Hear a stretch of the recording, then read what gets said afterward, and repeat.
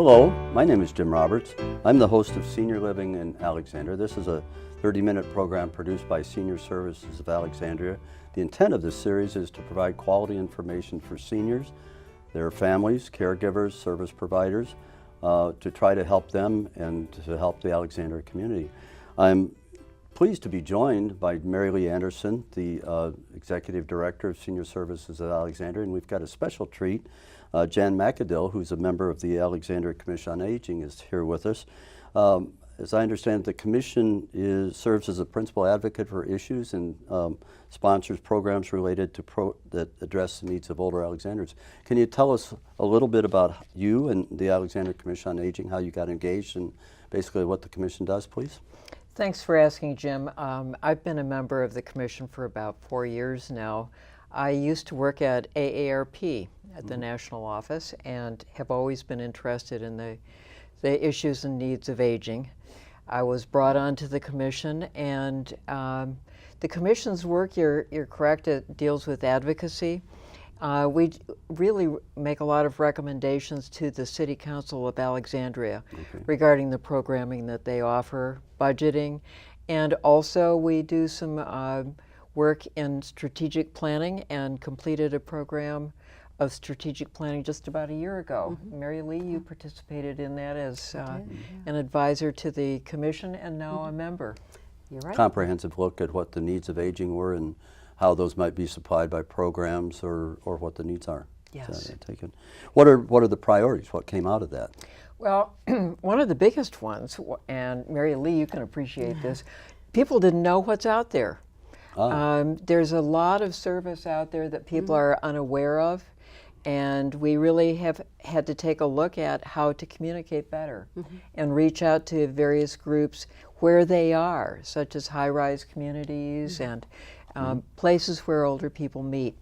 We also are very concerned about affordable housing, transportation-related issues, transportation for all ages, not just for older people. It could be a stroller, it could be a wheelchair. We are equally concerned with people's health, and one of the programs we're into now is robust walking, to get people out there not only walking, but doing some creative things while we're walking. So those are some of the areas, and then a very important one is economic development, and that's dealing with the whole issue of continuing the employment of older people and engaging more seniors in new jobs in creative ways in our community. So when you speak of awareness, then the specific need then is how do you help seniors and others become aware of economic opportunities? Is that the thrust of it? Well, and it's the business community too, that and potential employers. For example, this has been a really tough economy, and so trying to get a job as a senior can be challenging. And we're wanting to make sure that businesses know that these are good employees. They have a lot of institutional knowledge that's valuable in the long term. And we also want them to know that bringing on new people, these are great employees in terms of loyalty, commitment, and flexibility. So we've done some pretty creative things which there. should count for something, I would think. Yes. So they would be highly desirable employees, I would think.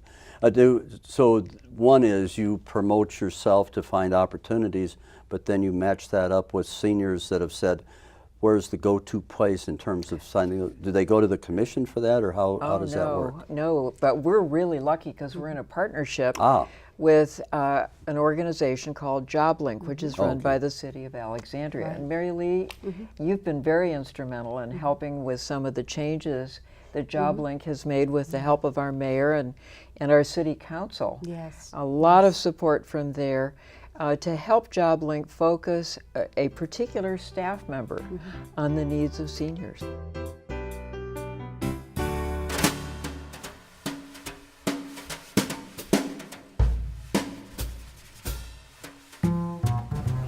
I'm here today with Joan Stratiff, and she's part of our speaker series for Senior Services of Alexandria. Joan, tell us who you are and what your job is and how you wound up working with seniors in Alexandria, please. Okay. I work with the Alexandria Department of Community and Human Services as part of our JobLink Center.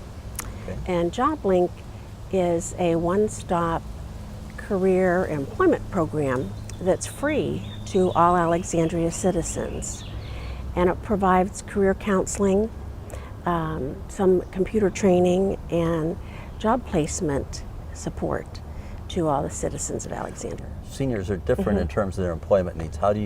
What special things do you have for seniors that might be available in terms of job placement? Are seniors hunting for jobs? Seniors are hunting for jobs. A lot of emphasis on part-time jobs, Okay. I'm finding. Yeah. Although certainly some are also looking for full-time to get back into the workforce, to re-enter. Many are looking to do something totally different than what they've done before. It's like, as they have a term now that's used, reinventing themselves. And many people are looking for, what skills can I take from what I used to do my former life and start my new encore career, Okay. which is, many people refer to it by that. At JobLink, they have experienced employment training specialists who meet with job seekers one-on-one and help them to support them in their job search, because it can get very frustrating, especially in these times, and sometimes people feel very alone or forgotten. And being able to come into a friendly center and have someone as your constant contact through your career search really helps them feel like someone's on their side and someone's working closely with them to get them all the opportunities that they can. What are the range of types of jobs that you might see that they might be interested in? Are they, entry-level jobs? Are they hourly jobs? Are they senior executives? Do they require specific professional skills? Are you able to cover the gamut of all those needs?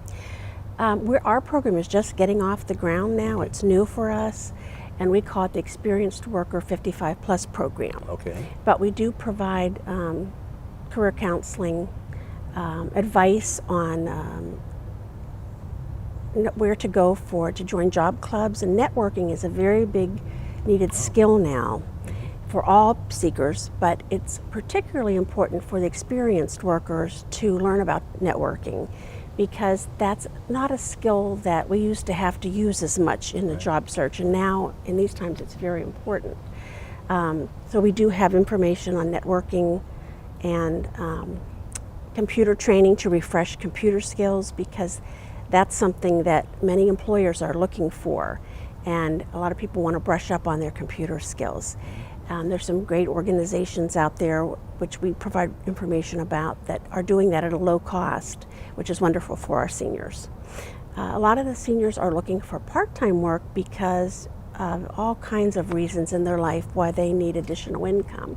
And some because they just want to be involved. They still want to be very involved and give back to their community, and they have a lot still left to do and input. I'm impressed that one thing you did say, that it's not just that initial counseling placement, creating an opportunity, but the ongoing work with them, that's continuous service. I think that's an important aspect and reassuring. Yes, and we do alert them to job fairs that are going on.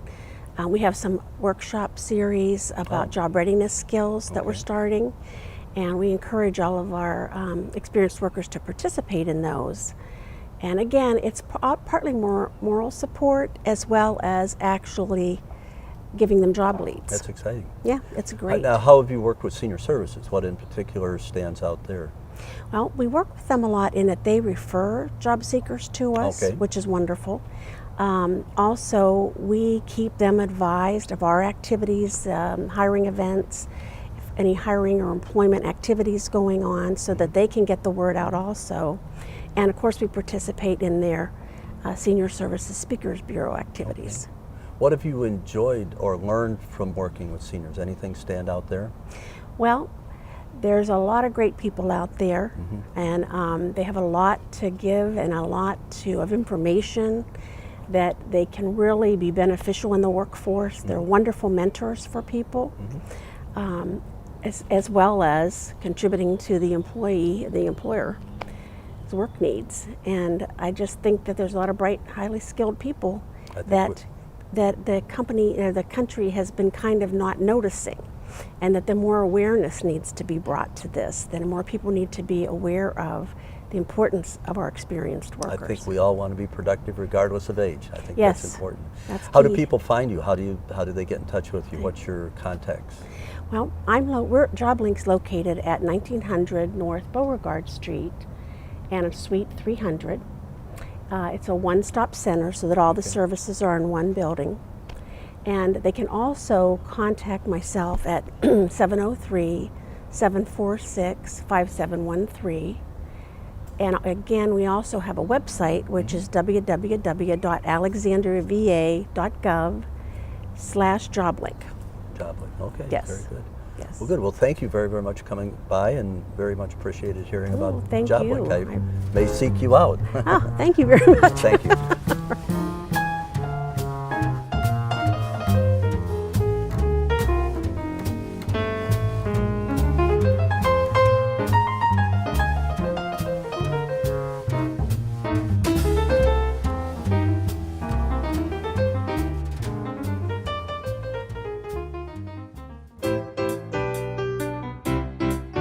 In JobLink, how many clients were helped, or what's some measure? Is that a large program, a small program? They just Is- started the program Okay. about 6 months ago, I guess. We were kind of lobbying for it as I was serving on the subcommittee with Jan's leadership, and we were lobbying for it for quite a while. And then when the mayor and Dell got behind the effort, things really got moving. And so Joan was assigned to it early this summer. And since then, they have really seen a marked increase in the number of seniors that they're processing.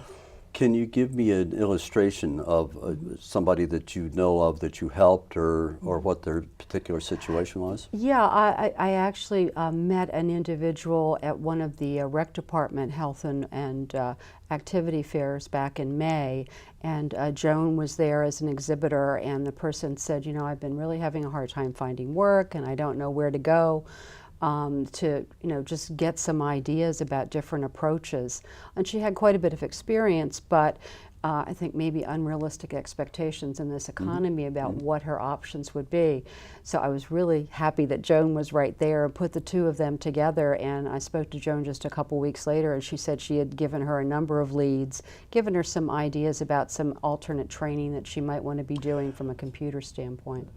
Then, do you do some of the mechanics of the job search? For example, could somebody need to tune up their resume and could get some help? They do that, yeah, And then they absolutely. might express their preferences, but somebody might suggest some near alternatives to that that maybe they hadn't thought about. You know, if Exactly. not teaching, maybe tutoring, if maybe a variety of things. So they, because it seems to me you would want a range of other opportunities related to Sure. what your skill was and so forth. Well, and you know, one of the things that I've seen that really helps some seniors is to consider starting out on a volunteer basis Good idea. at a location, particularly nonprofits. We're always looking for help, always more than we can do. And so when you get into an organization on a volunteer basis, there's always a good possibility if a job becomes available that you would be one of the first considered because you're already familiar with how things work. And so one of the approaches that we're suggesting is that people look at those two issues together. Volunteer opportunities and employment opportunities sometimes go hand in hand. Now, is this through senior services or a function of the commission? Or does the commission, and if the commission, are there other organizations? No, it's strictly a function. JobLink is an independent city agency, Oh, okay. and they are the ones that operate the program.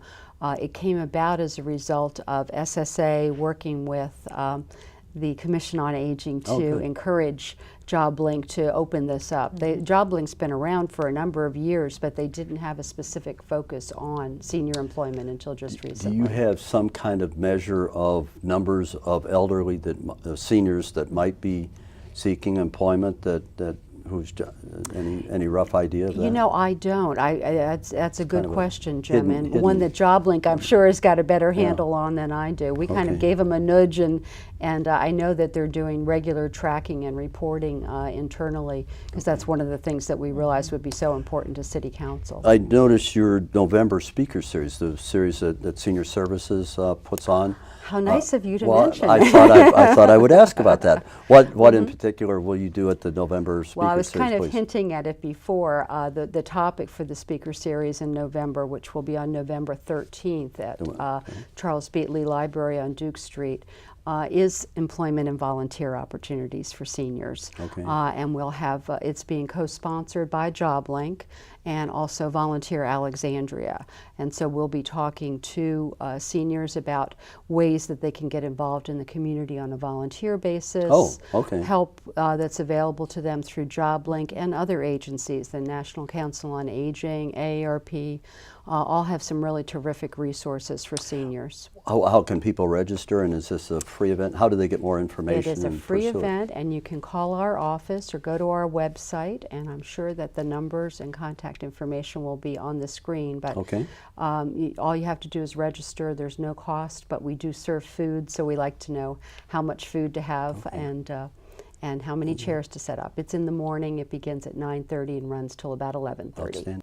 Well, I'd like to thank you both very much for the information you've given us today, and particularly about the employment opportunities, and thank you for the specific information about the November speaker series on employment. We're going to get a special treat right now. We're going to hear from Chef Hans at Inova Alexandria Hospital, who's going to give a vivid demonstration of cooking and probably tell us about some really good food that would be nutritious and healthy for us all. So looking forward to that, and then we'll stay tuned. We'll be back. Thank you. Thank you. Thanks.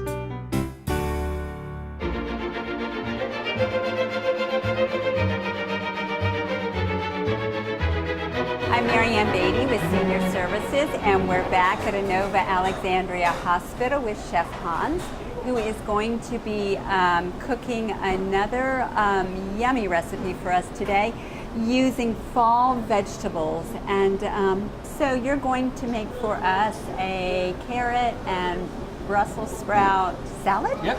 Okay. Again, I'm all about simplicity. I'm all about having great fresh food and keeping it as simple as we possibly can. The priorities for me are always starting with the freshest produce we can, hence the local. Get it as fresh as you can, as fresh from the ground as you can, and then prepare it as simply and with as much love as you possibly can. I think that works well for everybody, especially our seniors who don't want to have, you know, a complicated recipe. They want something they can make quickly that tastes good, that's good for them. Right. So yeah. Right. This recipe is real simple because we got fresh carrots, fresh Brussels sprouts. We simply sliced our carrots, peeled them and sliced them as nice and thin, and then we quartered the Brussels sprouts. And when we do the Brussels sprouts, we simply cut the ends off, cut them in half, and then quarter them, or you can leave them in halves also. Again, cooking as simple as you possibly can. Right. What we do then is we toss them with a little bit of oil, just enough just to give them a little bit of just to coat them very gently. Again, we're not trying to oil them up, we're Right. just trying to give them Right. a little bit coat of oil, and then a pinch of salt. Again, that's a pinch, barely enough, just to give it a little bit of flavor. Now what I like to do is just toss it together real quick, just to make sure everything's light, evenly coated. And Brussels sprouts are kind of a new, making a comeback, aren't they? They are. Yeah. They are. And I think Brussels sprouts are one of those items, one of those fresh vegetables that's all about the green. It's all about the color contrast with fresh carrots. Right. Makes a great combination, especially when you combine it with the maple syrup and the balsamic vinegar. So what we do is we take them and we roast them in the oven. And we you put them over here and pull them out of my oven. And we roast them until we just have a nice caramelization, a little bit of color on them. So you roast them around 400 degrees? Yep. 400 degrees for about 10 minutes, 10, 15 minutes. Okay, all right. People always ask me, cook it for how long? Yeah. And I always tell my wife, till it's done, honey. I know. That doesn't work always, Right. always so well. So when we put them in the oven, we want to put them in there just long enough to give them a nice little caramelization and just change that flavor. You get that wonderful fall sugary smell that comes out, the natural sugar that comes out. So once we have them roasted, we're gonna want to make a little bit of dressing. Again, this is the simplest dressing in the world. I'm all about simple. I've got some wonderful maple syrup, and you can buy. We just use the local local syrup. Right. A little bit of balsamic vinegar, and you've got the wonderful sweet and the sour contrast. And I'm basically using a ratio here of 1 to 1. I have simply a quarter cup of balsamic vinegar and a quarter cup of maple syrup. Okay. To that, I'm going to add a little bit of olive oil. Again, I'm just going to use like a quarter cup of olive oil in there.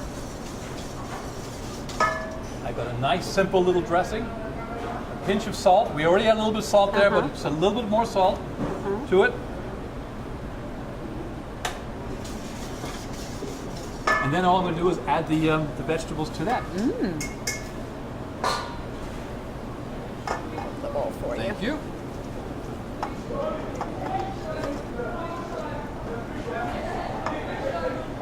And you can see we've got those wonderful Yes, fall I can. flavors going on, Yes. those fall colors. Sweet maple syrup, little tart balsamic vinegar, touch of salt. And again, this can be a wonderful hot vegetable, or it can be a cold salad. So it's very versatile. You can serve it with any dish you like, any way you'd like to serve it. Oh, that looks yummy. May I taste some? You certainly can. Oh, You better taste it. Goodness, yes. Well, let me get a spoon here. Here we go. Just make sure we get a little bit of. Yeah, a little bit of this dressing. Yep. Oh, that's wonderful. Isn't that great? Yes. Maple syrup and the balsamic Yeah, vinegar. the sweet and sour. It's really lovely. All of Chef Han's recipes can be found on Senior Services website at www.seniorservicesalex.org. And I want to thank you again, and this has just been wonderful. Thank you so much for having me. You're welcome. Bye-bye.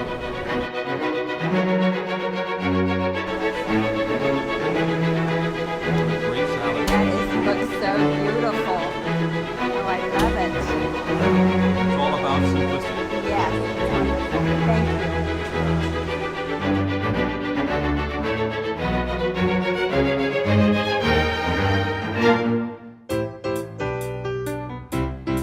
Welcome back to Senior Living in Alexandria. We're here with our guests Mary Lee Anderson and Jan McAdoo. Before we close this segment, though, we'd like to call on Mary Lee to give us a little bit of the highlights of the Senior Law Day, please. Sure. We got together with a very large crowd at the First Baptist Church in Alexandria on Saturday, October 19th for an event that was co-sponsored by Senior Services of Alexandria and the Bar Association. It focused on fraudulent schemes and scams targeting seniors, and we had some terrific speakers that really provided great information about what's happening out there, how to protect yourself and your loved ones from these people who are really predators, and just shocking, some of the things that are happening in our community, and also what the government is trying to do to really put some teeth into the laws that will prosecute the people that perform these types of actions. So we were very happy to share the information, and I'm excited that we're going to have some highlights from the event. We're going to have some highlights. We'll go to those.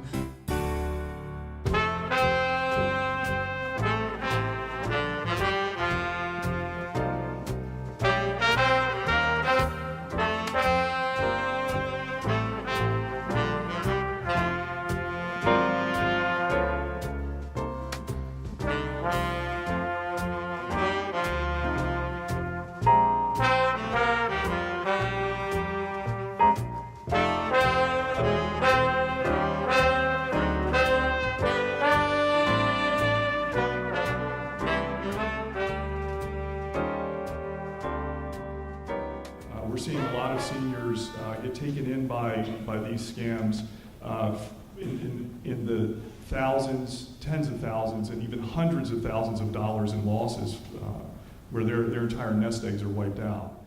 You have to be honest with yourself about your own vulnerability, and that is incredibly difficult. Even more difficult, being honest with the people around you, especially if the people that you've chosen to step in for you are your children, because I know and you know that you think they're 7, and that there's no way that they can handle these things for you. Family members can keep an eye on is are there stacks of sweepstakes and lottery mailings in the senior's home?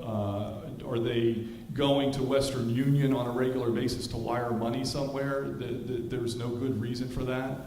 Are they going to the bank on a regular basis to withdraw money? That's something that other family members, friends can keep an eye out on and watch for. Before I started doing this kind of work, I really didn't understand why people would go into their bank branch. I did everything by telephone and then internet banking. Well, once I started doing this kind of work, I realized the bank manager can be your best friend. It's important to know how to use your computer and the internet safely. With the prevalence of email and spam, just wanted to give you a few tips on how you can secure basic things that anybody can do to make sure they're logging into a legitimate website, check their bank accounts, how you can secure your computer with a passcode and why it should be required, and how to know how to use your phone, whether it's a regular phone or a smartphone, safely, so that these bad guys, these scammers, these hackers, whatever you want to call them, can't get into your systems, can't learn your personal information, at least through technology, and steal your identity or gain access to your bank accounts. And I think that's something that was mentioned before about with the fraudulent emails asking for personal information, personal identifying information like dates of birth and social security numbers. Never do that online either. There's no reason why your bank would ask you for that information. Typically, these fraudulent emails say, that there was a problem and they're trying to verify your account or whatever.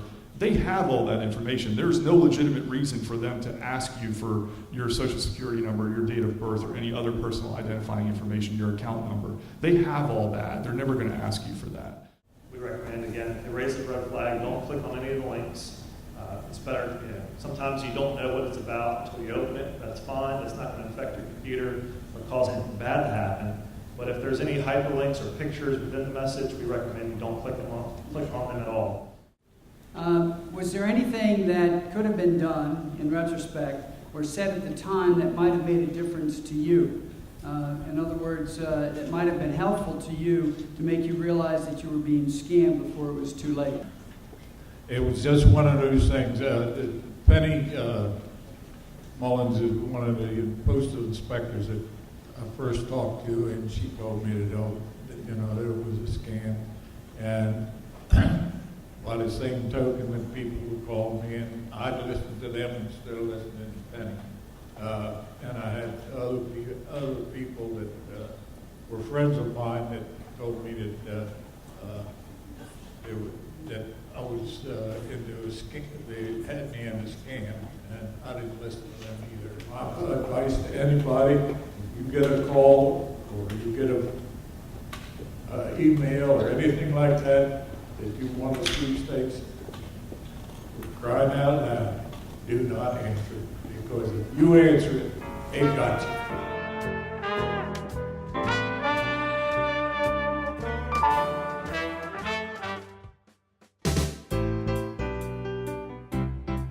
Thank you very much for tuning in. Thank you very much. If you want more information about Senior Services of Alexandria, the Commission on Aging, please go to the website for Senior Services, and if possible, please remember us on Facebook. Thank you very, very much.